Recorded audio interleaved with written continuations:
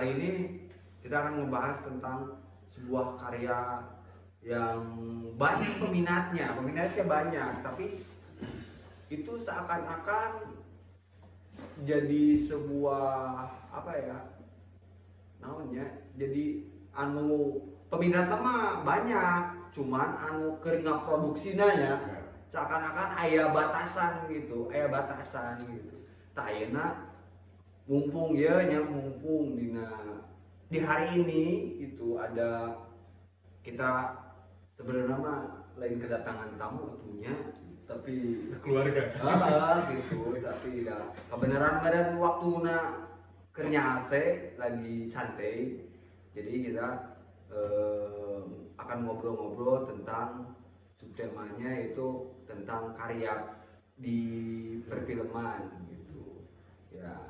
Langsung saja, tidak banyak basa-basi, kita langsung saja, silakan. Ya, perkenalkan, nama saya Paji. Saya anggota Teater Sado dan dibesarkan oleh Teater Sado yang menjembatani saya untuk masuk ke dunia film. Nah, sekarang saya posisinya menjadi ketua harian Forum Film Jawa Barat. Gitu plot. Nah, yang program kerjanya setiap tahunnya mengadakan festival dan pengkaryaan film, mengedukasi film. Banyak keraguan maupun pertanyaan tentang seputar film. Gampang. Acana meureun.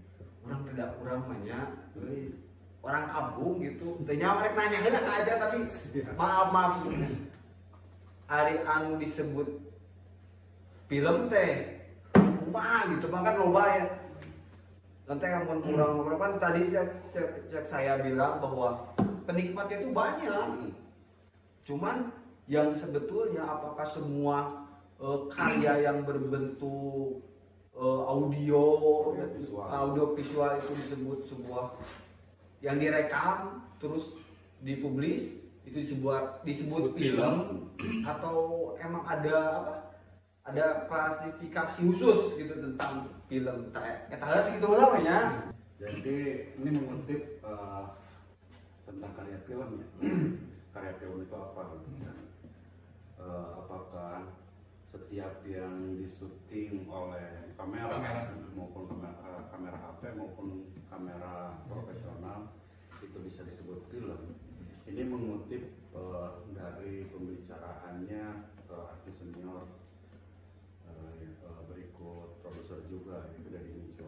Kata dari Micro itu kita memegang sebuah korek api yang ada itunya, yang ada pentulnya itu di ada pentulnya itu. Tapi saya relate. Jadi si korek api itu digesekkan kepada pemantiknya, lalu dibuang, lalu pada proses pas kita memegang korek terus menggesekkan kepada pemantiknya lalu dilemparkan terus disut oleh kamera. Nah, terus si hasil rekaman itu terus diupload, jadi tonton banyak orang, itu bisa disebut film. Itu bisa disebut film. Cuman dalam prosesi ini harus mengandung cerita,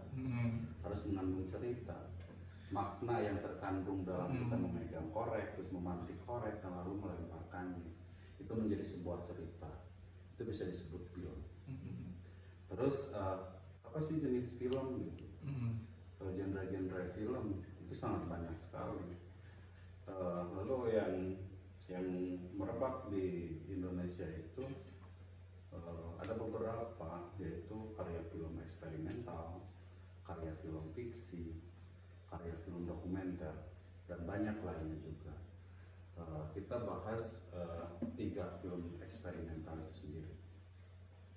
Eksperimental itu film penelitian atau film sebuah karya yang abstrak yang diciptakan oleh seorang sineas.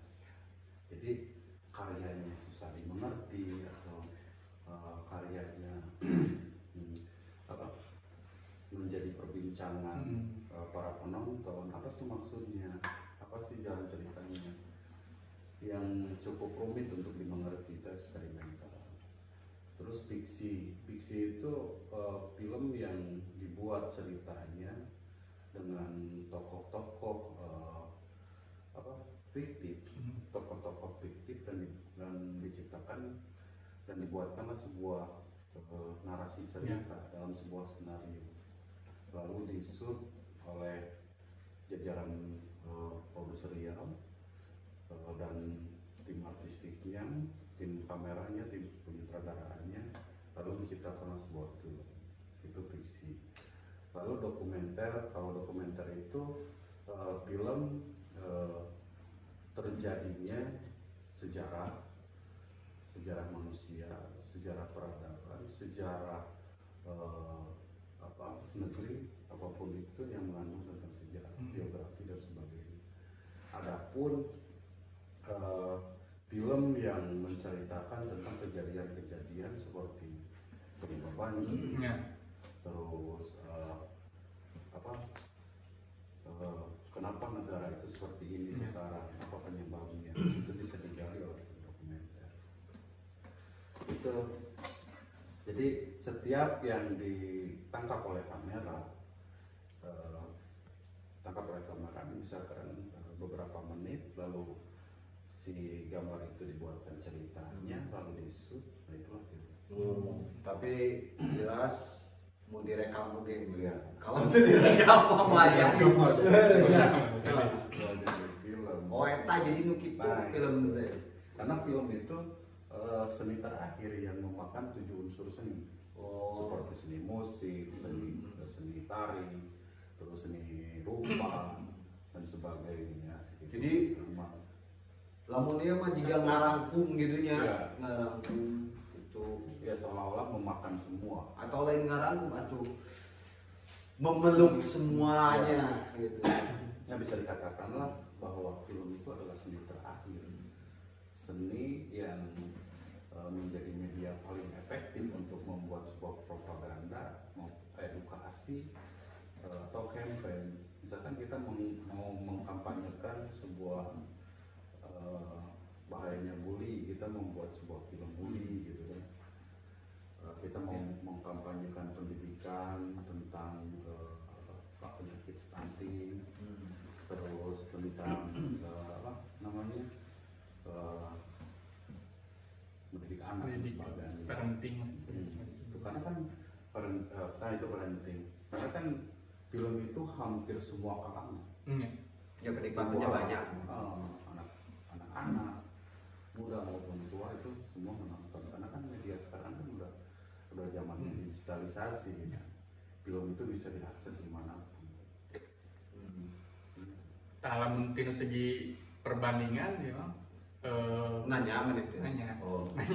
Atau udah lain ya, bareng kudu ngacung. Nah, jadi perbandingan gitu ya, perbandingan signifikan antara film zaman dulu dengan film zaman sekarang gitu. Anu bener-bener signifikan gitu. Apakah masih unsur propaganda aya atau mulai tergeser dengan hanya film-film komedi atau horor-horor yang biasa? Gitu. Pada zaman majunya film Indonesia itu justru bukan oleh film sinetron, oleh film komedi, justru terjadinya kebangkitan film Indonesia justru film-film kerajaan, seperti kolosal ya. Kolosal. Karena kan film kolosal Indonesia itu kan menonjolkan sekali kan budayanya kan. Misalkan pada zaman itu ada candi-candi, kan ada raja-raja pada zaman itu yang tidak dapat dipungkiri kan Indonesia itu kerajaan pada saat itu. Nah itu mulai kebangkitan film Indonesia itu justru pada zaman kerajaan, bukan dibuat pada zaman kerajaan. Jadi filmnya yang mengandung unsur-unsur mengangkat.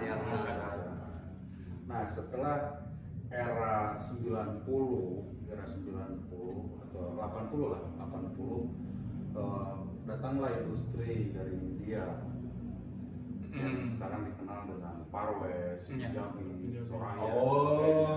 Nah itulah yang menurut saya pribadi ya, yang menurut saya pribadi justru Pribadi kalau mereka melawan. Pribadi.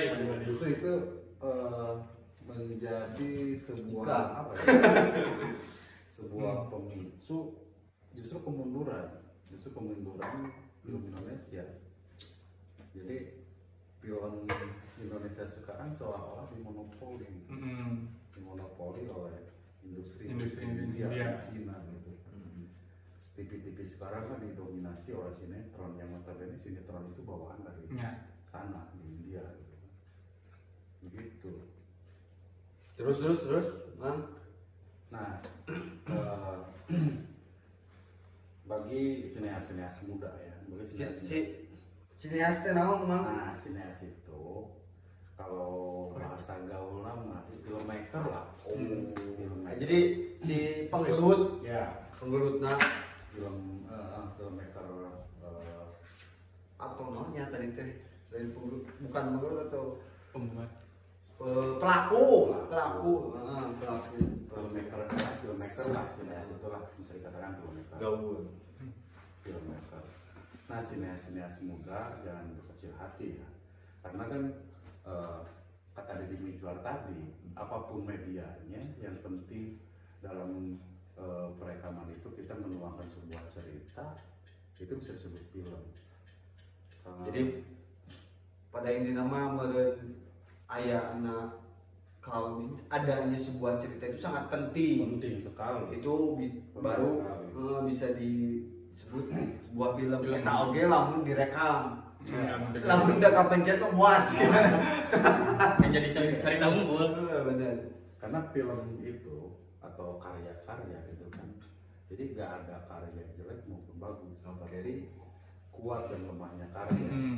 Kalau kita menimbang pada lemah dan kuatnya karya itu otomatis dari jantungnya itu sendiri.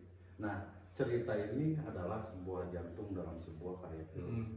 Kalau misalkan ada cerita tentu kosong, hanya gambaran-gambaran biasa gitu kan, tanpa ada makna-makna tersimpan di dalamnya. Tapi memang saya pernah lihat sebuah film yang justru dia itu kan para penikmat itu akan lebih mudah mencerna apabila di dalamnya itu ada dialog lah, kita sebut dialog. Tapi saya pernah lihat film yang justru nggak ada dialognya sama sekali. Karena kan begini, balik lagi ke tadi, itu ada eksperimental, ada fiksi, dan ada dokumenter. Nah, tergantung segmentasi pasar. Kan kalau misalkan di Indonesia sendiri kan segmentasi pasarnya tentunya kepada cinta, kepada horor, kepada komedi dan sebagainya. Tapi kan hanya segelintir orang yang dapat memahami eksperimental. Tadi eksperimental itu apa?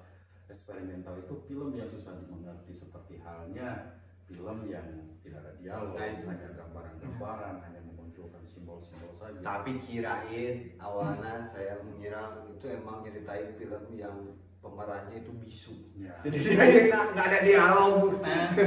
Tapi ternyata ada juga ya, ada juga gitu. Yang emang itu bukan pemerannya atau aktornya bisu, tapi emang dibuat dengan dan seperti itulah gitu ya. Karena kan selama ini kita menunjukkan suatu pertunjukan atau sebuah karya film itu hanya memanja penonton.